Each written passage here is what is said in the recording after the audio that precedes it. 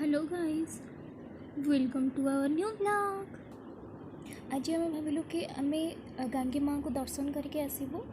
आईटा गुप्त गंगा ना बहुत माने जमती कहते प्रसिद्ध सेमती। आईटा मात्र चंडीखोलू 20 किलोमीटर। आपड़ चाहिए ये आसीपारे बुली पारे, बहुत भल जगह।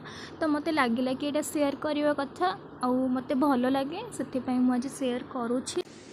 आपण केन्द्रापड़ा लाइन जानी थे से लाइन में गला बेलू ओलाशुणी माँ को पहाड़ पड़े, जोटा कि बहुत माने बहुत ना अच्छी तार। सब वर्ष यात्रा भी बहुत भल से हुए फेब्रुआरी रे। तो से पाखापाखी ओलाशुणी माँ को पाखापाखी गांगी माँ को मठ। आठी मो भौणी बुलूची से स्टाइल मारे बहुत।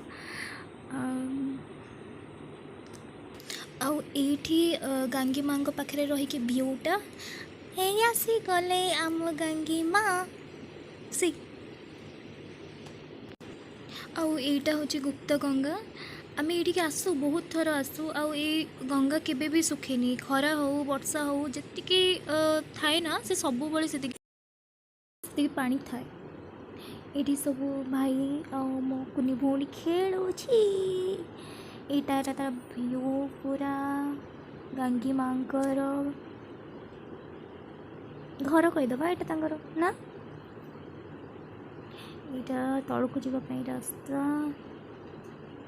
ये गोटे अच्छी गुंफा भाया मुझे जानी आम छोट बड़े बहुत शुणीचु कि आम ए जो जावा से सप्तफेणी रुहती से सका जाती भी पानी कि माने कहते मुझे बेसी किसी जानी बट जी जानी मुझे बहुत बास्ना आसे से बहुत बढ़िया बास्ना आसे।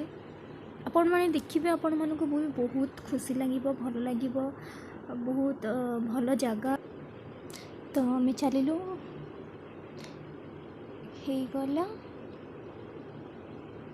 मोर दीटा भाई ये सान भौणी। तो ये ही से कहते ये पूजा पाती से सप्तफेणी भी ये रुहती। So thank you for watching, thank you so much.